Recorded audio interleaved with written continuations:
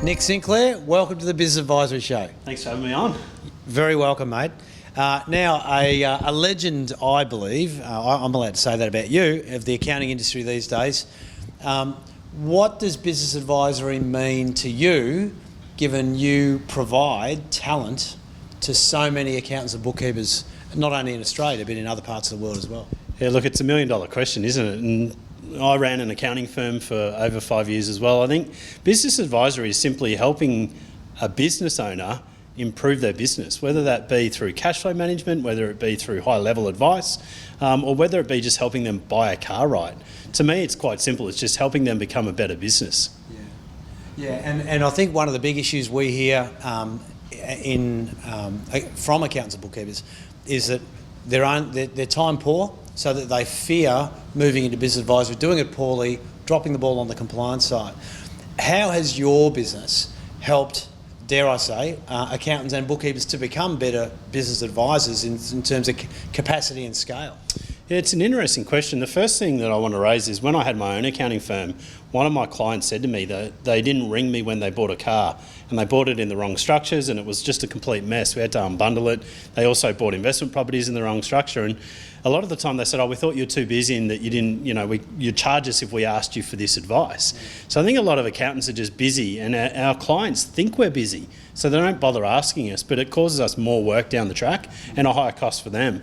But one of the benefits, I suppose, that we've seen is that with accounting firms now building global teams and having team members offshore, and it allows them to actually be able to have time to have these conversations. They're not sitting in front of their computers doing emails. They're not stuck doing low-level work. They're actually having meaningful conversations that add value to their clients. Yeah, and what blows my mind is there's a lot of that rhetoric about I don't, accountants will often say, bookkeepers will often say, I don't want to send a job overseas, I want to employ people in Australia. Well, why can't you scale and do both? Why can't you actually employ local people to do more valuable work? Yeah, I think the point with that is that a lot of and I talk to a lot of the industry, a lot of junior accountants, managers don't like doing the work they're doing. And they're doing work that's well below their charge out rates. So it's about getting the right people doing the right work at the right cost. And it's about scaling and growing the business. You don't have to be growing in your headcount all the time. It's not about cost reduction. It's not about putting work overseas. It's getting the right people doing the right work. Yeah, absolutely.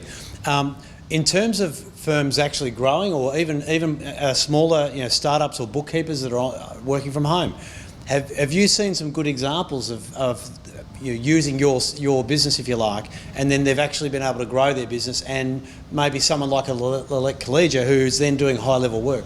Yeah, look, we've got plenty of examples. We've got a guy in Perth, Jerry. He's 7 staff with us, and just him. He started a bookkeeping and back office business from scratch, and then he started employing people locally once he built up the revenue.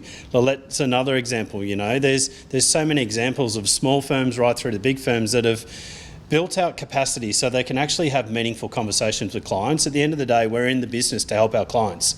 Compliance is important, it's critical, it's always going to be there, but our clients need our advice. Without our advice, they make stupid decisions. They make uneducated decisions because their brother told them to do it that way, or my mate's a trader and he told me to do this. So yeah, the more we can help them, the better. So the better the core business is from a scale and a capacity point of view, the more valuable the front people become. Yeah, I think the ability for people to have conversations, most accountants you ring, it takes a couple of days to get a return phone call. How long does it take you to return emails? And a lot of that is just because the wrong people are doing the wrong work. Yeah, absolutely. Now, as a business owner, what's been your most valuable lesson or two that come to mind? Because the journey as a business owner often makes us a better business advisor. Yeah, it's an interesting one. I ran an accounting and financial planning practice. I now run a business across 3 countries, and I think the biggest lesson I've learned is to fail fast and keep failing. And if you're not failing, it means you're not trying. And always keep your customer in mind. And I think a lot of the time we get into business and then we become so self-important to a degree that we forget who we're serving.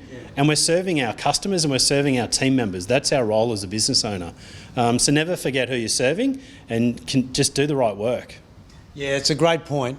Have you seen, what about the fear of taking on outsourcing, the fear of using offshore resources and this whole data security thing? And, You know, 3 years ago, I remember the tax office freaked a lot of people out. Yeah, they do, but I mean, the reality is they're embracing it now. The tax office have people offshore. Many organisations do. I think it all comes down to the quality of work that a firm puts out, and a lot of people think, oh, well, the offshore quality is bad when they've had a bad experience with a provider in the past. There's a new model where you have your own dedicated people. You control the process, you control the systems, you control the quality of work. So if you're managing that, then you're managing the quality. Data security, look, I could talk hours for that. Our offices are like Fort Knox. They're more secure than any offices I've ever been into here or in America. So yeah, that's not really an issue. In the past, you know, when server-based computers were there, maybe it was a bit harder, but now it's a lot easier. Yeah, absolutely. One piece of advice you've got for accountants and bookkeepers out there about their own work-life balance and scaling their business, what are some of the things they should think about? I think the main thing is do what you're good at doing. You know, I'm really, really bad at operations. It's not my strength. And I identified early on that I needed a great team around me. So bring in people, and this is something our CEO always says, we need to lift the average of the room. So bring in people that are smarter than you in the areas that you're not smart or great at. Be able to identify where you're weak and employ people to be able to do that really love to do those things. Yeah, I agree. And I teach that with our programs, that the lowest common denominator, if you've got an employee that you rate them like a 4 out of 10, what do they do to the team morale? It pulls it down. I mean, the reality is we say you should fire regularly and fire fast. Free up their future. They'll be happier somewhere else.